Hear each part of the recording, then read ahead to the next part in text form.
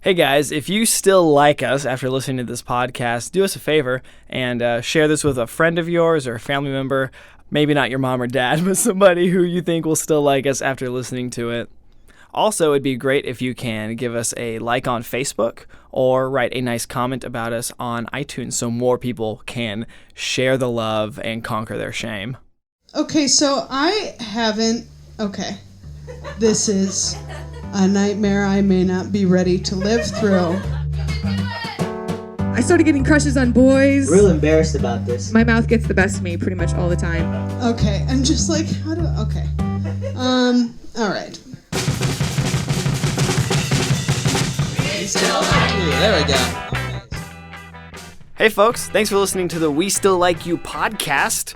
You're in the middle of Season 2. We're glad to be back. My name is Tyler Snodgrass. My name is Shannon Knoll. And we're two producers of the live show in Chicago, the home base of We Still Like You. What we do here at We Still Like You, we have asked some of our favorite performers to come to this apartment and share some of the most shameful, horrible shit they ever did. We Still Like You is a live storytelling comedy show all about conquering shame.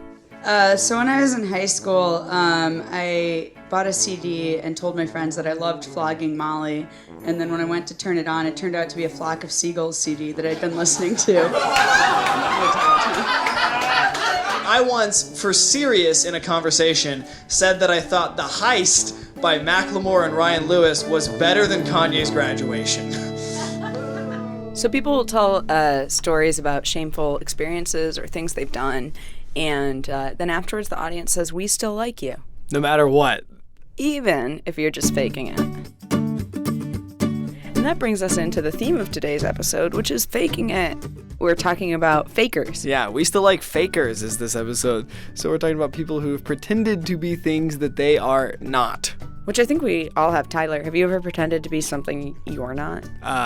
Constantly. Oh man, so when I was in high school in southwest Missouri, where there's no diversity at all, a bunch of people thought I was Jewish just based on me having not grown into my nose yet, which is very racist of them. Oh my god. And I had kind of a curly hair when it grew out long enough to be around my ears. So people thought I was Jewish, and I just kept it up. I just pretended to be Jewish for most of high school. Unless you knew that I went to a Baptist church, I just talked about Hanukkah as if I knew anything. Did you specifically ever say, "I am Jewish"? I never told people who didn't already ask me, but if people asked me, I was like, "Oh yeah, how could you tell?" Like, that's what I would do. Oh my god. That's pretty terrible.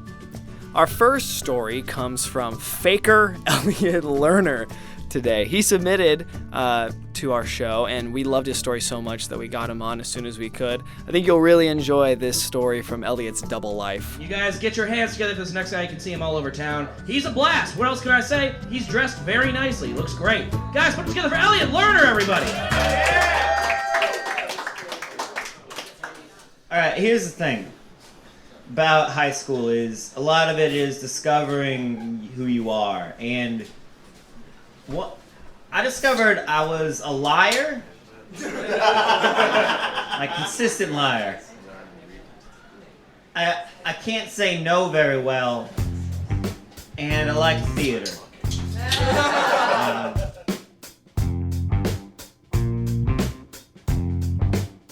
So my senior year, it culminated in a student-directed one-act. Yeah. Kaylin understands what student-directed one-acts are. It was called Painted Rain, and the point of it is these two orphans, one of them in his later teens, the one in his younger teens, become friends, and eventually certain things happen, and it's a drama about growing up and overcoming obstacles, blah blah blah. The point is, I was in a wheelchair in this show. So the first day of rehearsal, we met up with the stage manager, who also happened to be the person with access to the wheelchair. So we arrive at her apartment complex, and oddly enough, it was her mother's wheelchair. And thinking back on it, I don't know if her mother needed the wheelchair when we were using it. Like, I don't know if, like, I never saw her mother in the entire time that we were doing this production using the wheelchair. Like, for all I know, this mother was, like, in the bedroom just, like, incapable of walking. Just like, where's my chair? Yeah, I have it. I have it. So the thing about North Carolina is, unlike Chicago, it has beautiful spring times, and this was a beautiful North Carolina spring. And so we're like, of course we gotta rehearse outside. We gotta do this outside. And so from the second that we got down the stairs from the apartment complex to the pavement of the parking lot to the park that we went to rehearse at, I was in a wheelchair. So I roll across the wheelchair, and at this park is a basketball court. We brought a basketball along, so maybe like 30 minutes, 45 minutes, whatever, we spent actually rehearsing. And then it's like we're teenagers, you know what I mean? Like, we're still children. So it's like, yeah, of course we're gonna putz around at this park. There's a basketball court. So I'm zipping around in this wheelchair, shooting hoops with my castmates. And because it's a nice North Carolina weekend, all right, you know, families come out, you know, with their kids. A lot of kids and a lot of people started coming to this basketball court, and I don't think of myself as a person in a wheelchair. So I'm like, you know, I'm still in the wheelchair and I'm driving, you know, down the lane on some of these kids, like playing, you know, defenses there, trying to zip past me. It's, you know, a lot of 7-year-olds. There's a couple teens here and there. And one of the kids in the middle of our little, like, game that we were playing, just comes up to me and he checks me the ball, which means to bounce it to you. Like, and he goes, "You're really brave."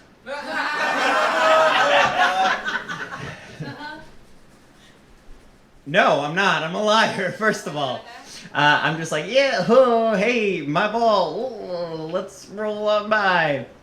And we're playing, and one of the parents walks up to me, and he's the father of one of the kids. And he just puts his hand on my shoulder, and he goes, "Hey man, what you're doing, it's really inspiring. You came out here despite your disability, and you're really making a difference for these kids. You know, you're teaching them how to shoot.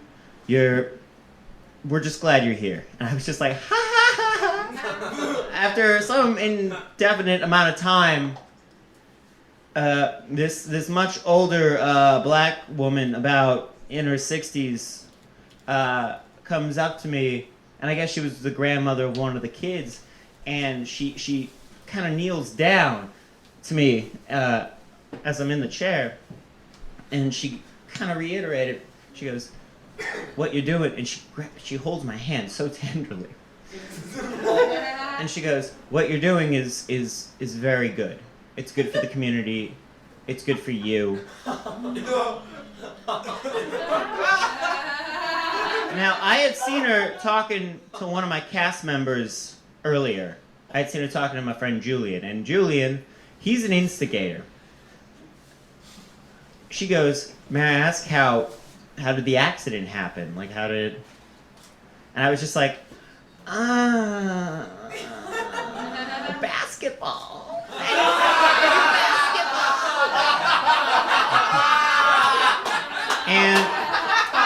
And she was like, "I understand. You don't want to talk about it. That's fine. I just want you to know that we're all very proud of you. All of the parents. You're a very nice person. And we just want you to know that your parents should be very proud of you, and Jesus is with you." And he's not, by the way. He's not. There's no reason he would ever. Those footprints in the sand, they're just tire tracks from me just rolling away from my lies. That's all it is. So at this point, I'm like, we need to get out.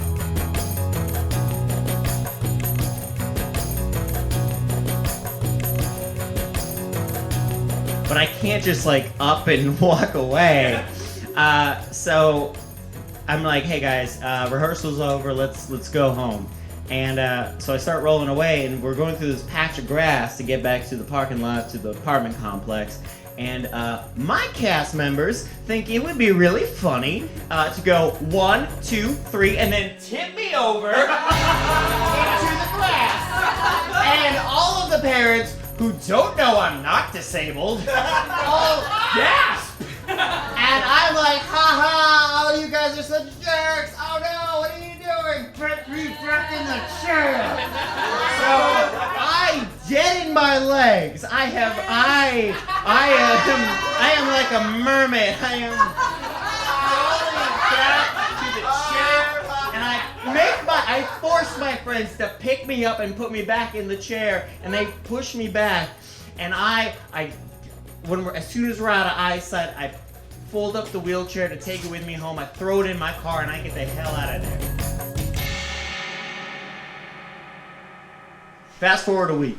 The play went terrible, by the way. It was garbage. It was bad. Well, again, we're not here to bury Caesar, or we are.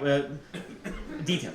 So I'm driving my friend Myasia home. She was the one who let me borrow the wheelchair, so of course I have to return it. It's the night after the performance. We get to our apartment complex. I walk up the stairs, give her the wheelchair, come back down. We're sort of like talking. She's at the top of her little porch, and we're just kind of bantering about how the show went. We knew it went bad. And I get in my car, and I kind of have my head out the window, and I was just kind of talking. And then I just hear this, "What in God's name?" And we look over, and there is the 60-year-old black grandmother standing right there with her grandchild. And I just, as soon as like I had turned, I had started the car, I just went, and where everybody's frozen. Because she had seen me walk up the stairs with the wheelchair. And there's just this like stare down where I'm just like, basketball. Basketball. And I'll never forget this. Myasia goes, "Jesus is with him!" And I just take off. I get the hell out of there. Thank you guys so much. This has been a treat.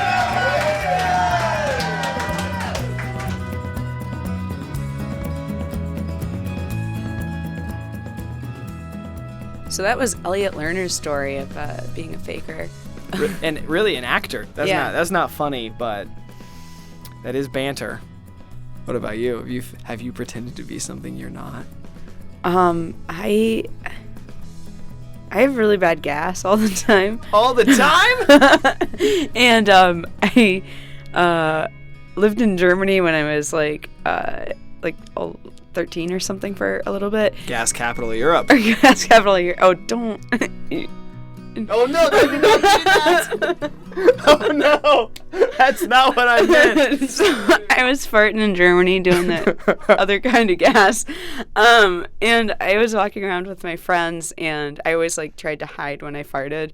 And one time it was loud enough that they're like, "Did you just fart?" And I was like, "No, it was my shoe." And from then on, they called me, "No, it was my shoe." They would be like, "Ah," and they'd point at me and be like, "No, it was my shoe." Yeah, I'm trying to think. Have you ever faked an orgasm? Yes. Okay. So I So a lot. quick. Yes. A lot. Every single one. A lot. In fact. Every single. The female orgasms. I pretended to be straight for a really long time. Why didn't you open with that? I didn't. You because forgot. I forgot Fart, that I fart pretended. took priority over pretending to not be your own identity. I forgot for the first 24 years of my life I pretended to be straight. I faked a lot of orgasms.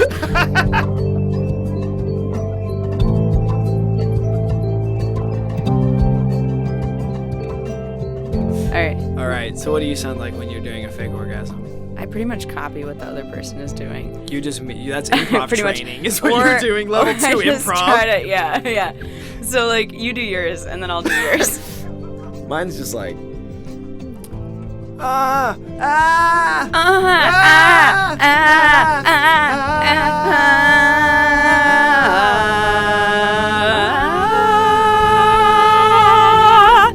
Oh, that was great. Oh yeah, that was great. Oh. Prepare for your next storyteller. How about that? We got a few more. So this next story comes to us from a local comedian and all-around awesome guy, Sam Norton. I'm really excited to bring your next guy up. Please give it up for Sam Norton, everybody.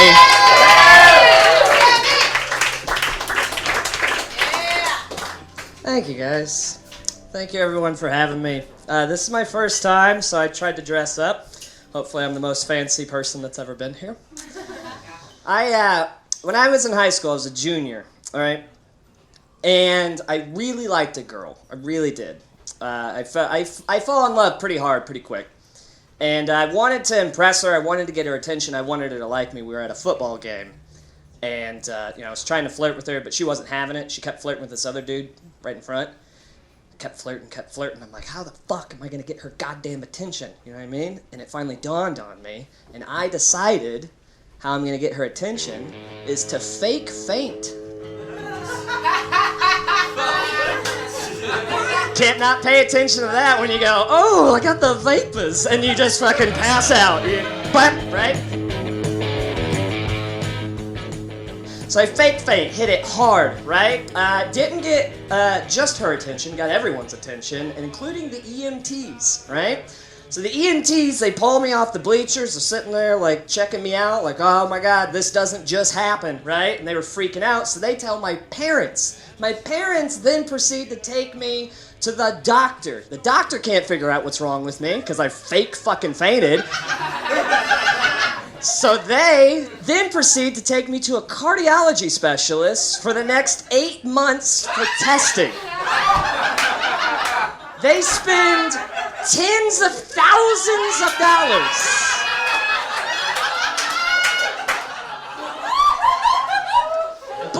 I'm having blood drained out of me. I have to go into a fucking CAT scan to go through my body. They inject serum to, like, engorge my fucking...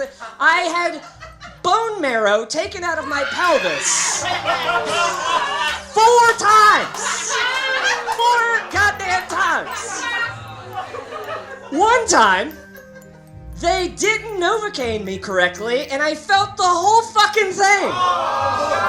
Through all of this, I still didn't crack and say, I fake fucking fainted, please stop, okay? Now, at this point in the story, you guys think I'm a goddamn monster, and you know what? I am. But the universe is full of karma, okay?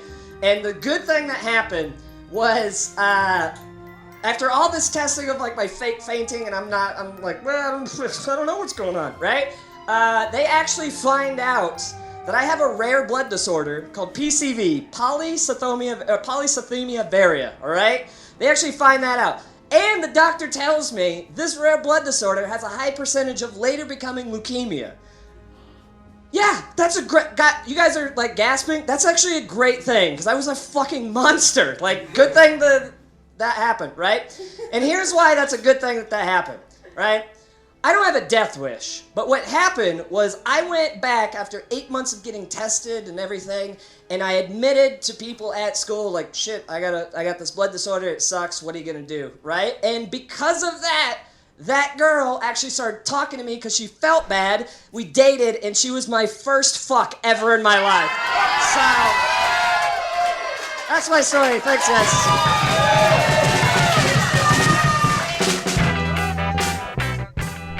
And that was Sam Norton from Chicago. He performed at one of our Chicago shows. He's a great comic. You can catch him all over town.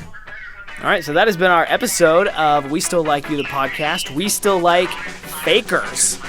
Please join us next week when we'll have a brand new episode with a bunch of new stories, either from shows in Chicago or our road shows.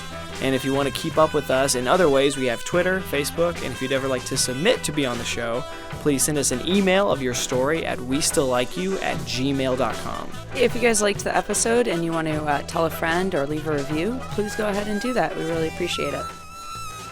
We Still Like You is produced by Danny Gallegos, Dan Sheehan, Tyler Snodgrass, and J. Michael Osborne, who is also our resident live artist. The podcast is produced by Jesse Patend, engineered by Jesse Patend and Sam Haas. Our theme song is Specific People by Jake Tobin.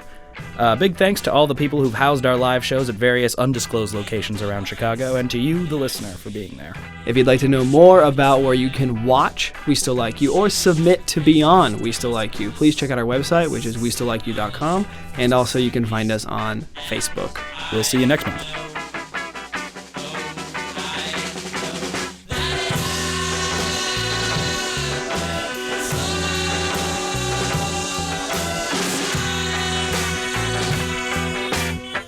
Next time on We Still Like You. Oh, are you ready to get into the hottest action you've ever been in? Press 1 if you want a hot lady to teach you what's what. Press 2 if you want to meet a guy as crazy as you. Press 3 if you want to meet a lady who's got something as crazy as yours. I said 1. I'm going to go with 1.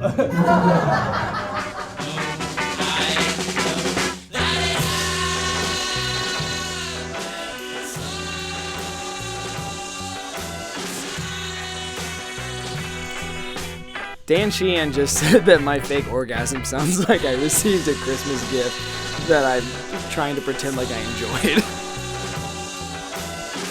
Oh yeah, awesome bike! I love it! Thank you!